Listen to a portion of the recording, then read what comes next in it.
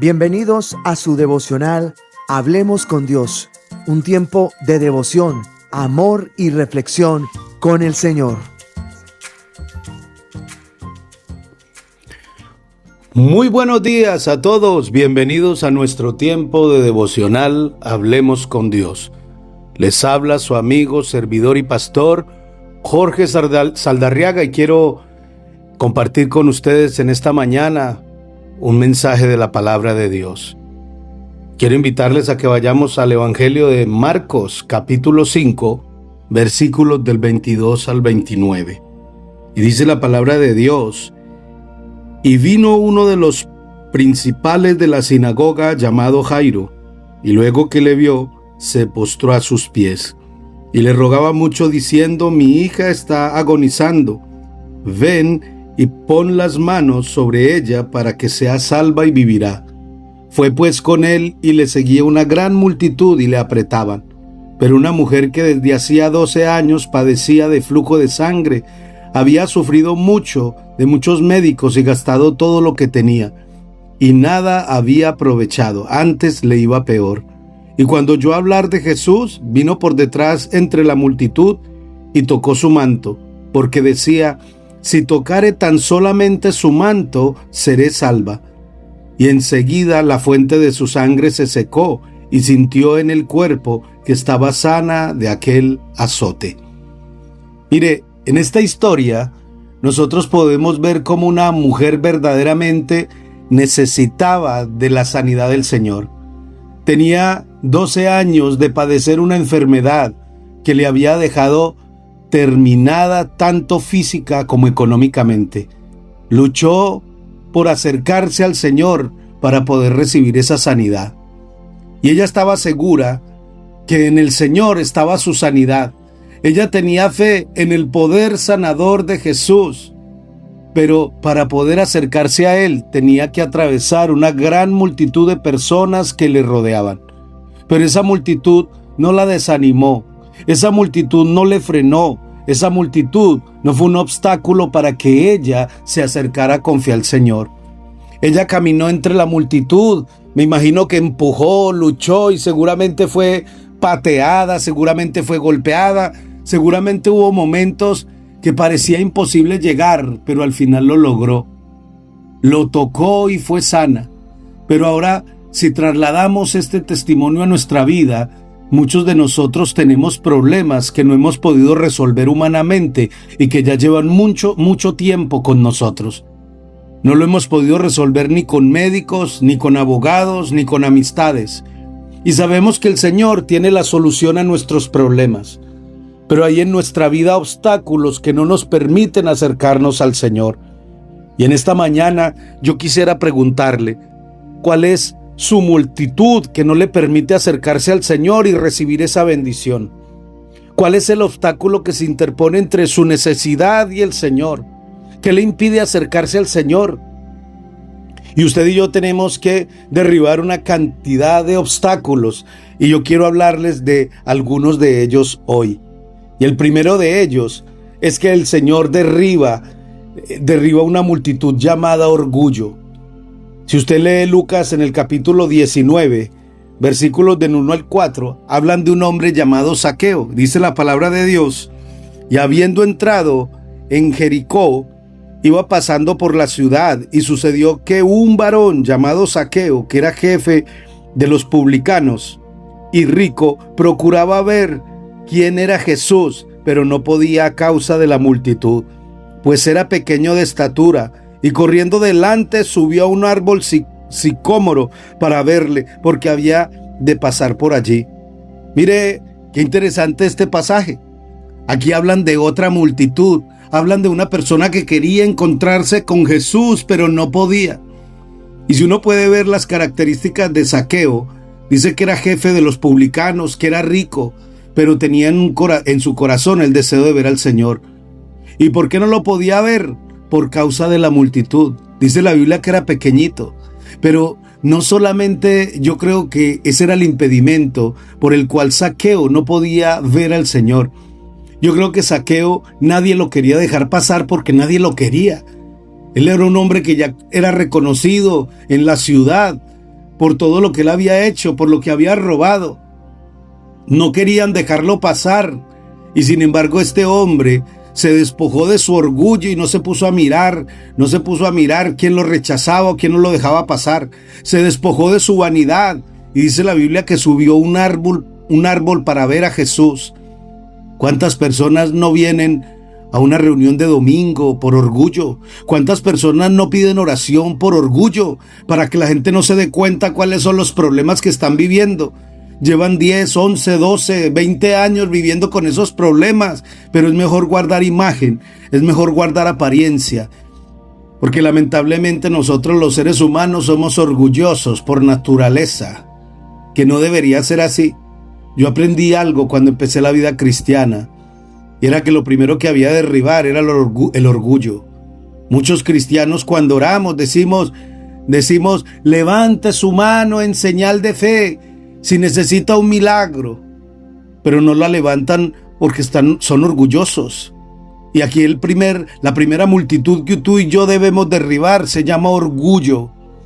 El orgullo no me permite acercarme a Dios. La Biblia dice que Dios al altivo lo mira de lejos, mas al humilde lo exalta. En segundo lugar, la segunda multitud que tú y yo debemos derribar se llama tradición y religiosidad. Si tú vas al libro de los Hechos, al capítulo 5, al versículo del 27 al 29, Hechos capítulo 5, versículos del 27 al 29, dice la palabra de Dios: cuando los trajeron, los presentaron en el concilio y el sumo sacerdote les preguntó diciendo: ¿no os mandamos estrictamente que no enseñaseis en ese nombre? Y ahora habéis llenado a Jerusalén de vuestra doctrina y queréis echar sobre nosotros la sangre de ese hombre. Respondiendo Pedro y los apóstoles le dijeron: es necesario obedecer a Dios antes que a los hombres. Mire, qué interesante. Si usted quiere encontrarse con el Señor, experimentar su poder, si usted quiere acercarse al Señor, la segunda multitud que debe derribar de su vida se llama tradición y religiosidad. ¿Cuántos de nosotros, los religiosos, nos han querido frenar de buscar al Señor?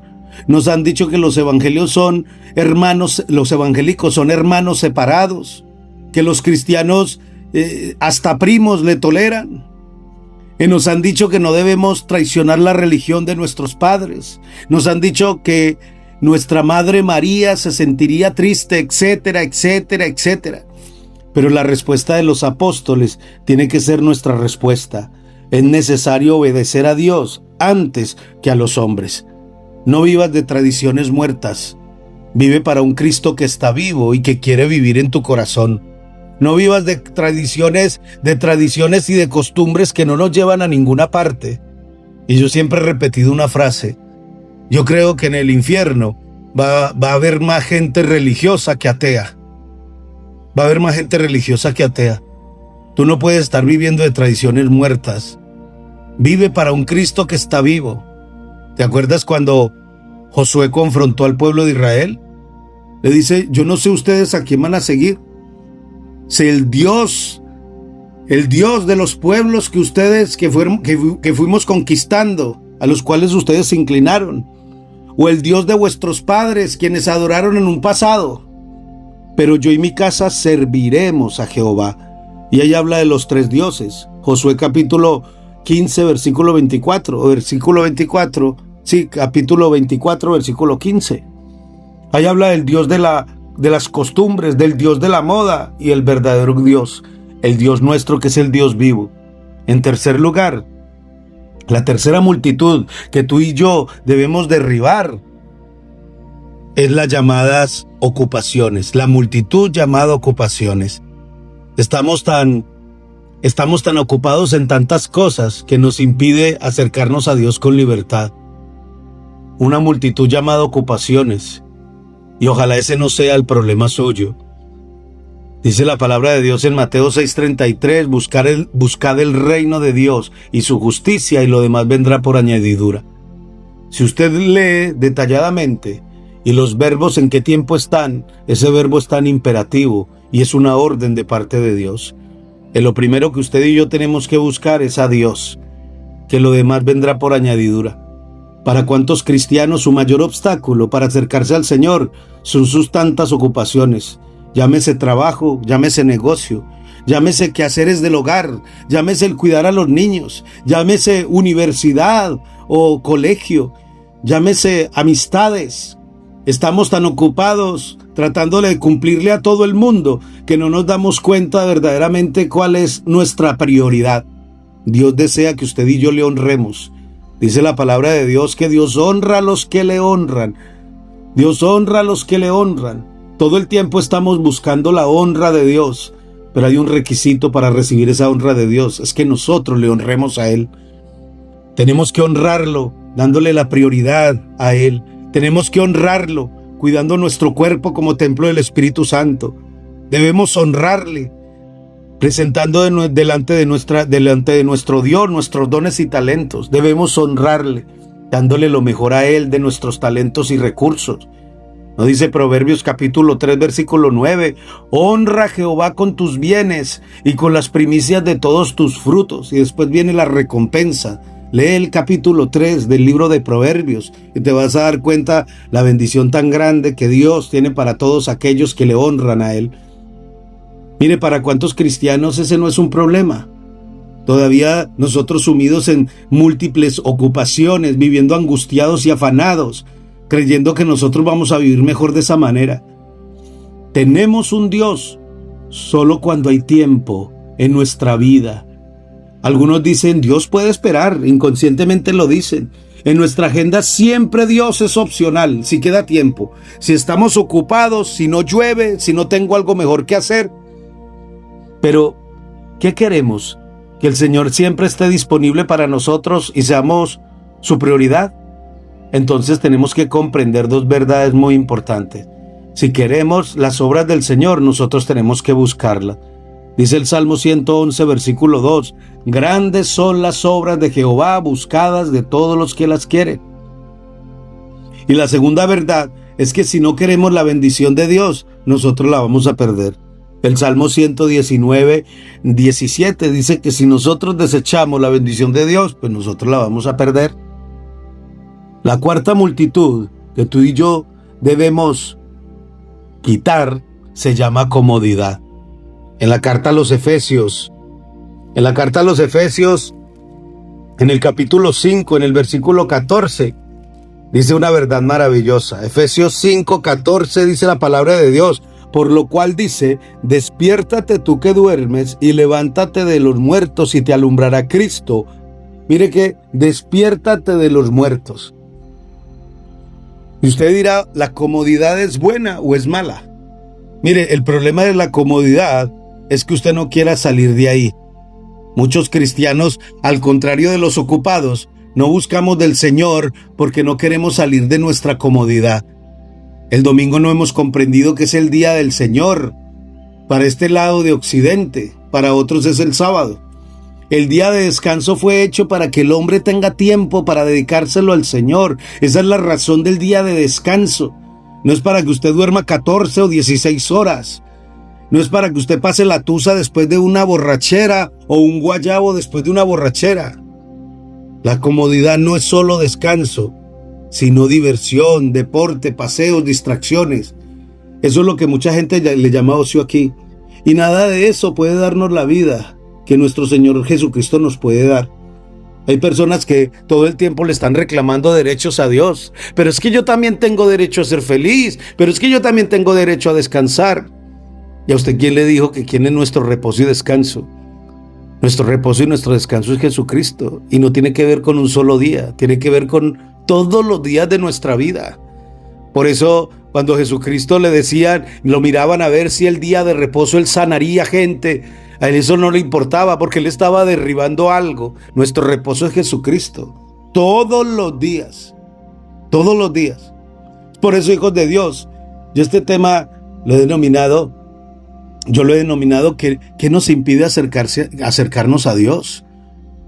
Esas multitudes que derribó la mujer del flujo de sangre son las multitudes que nosotros también debemos derribar. La multitud llamada orgullo, la multitud llamada tradición y religiosidad, la multitud llamada ocupaciones y la multitud llamada comodidad.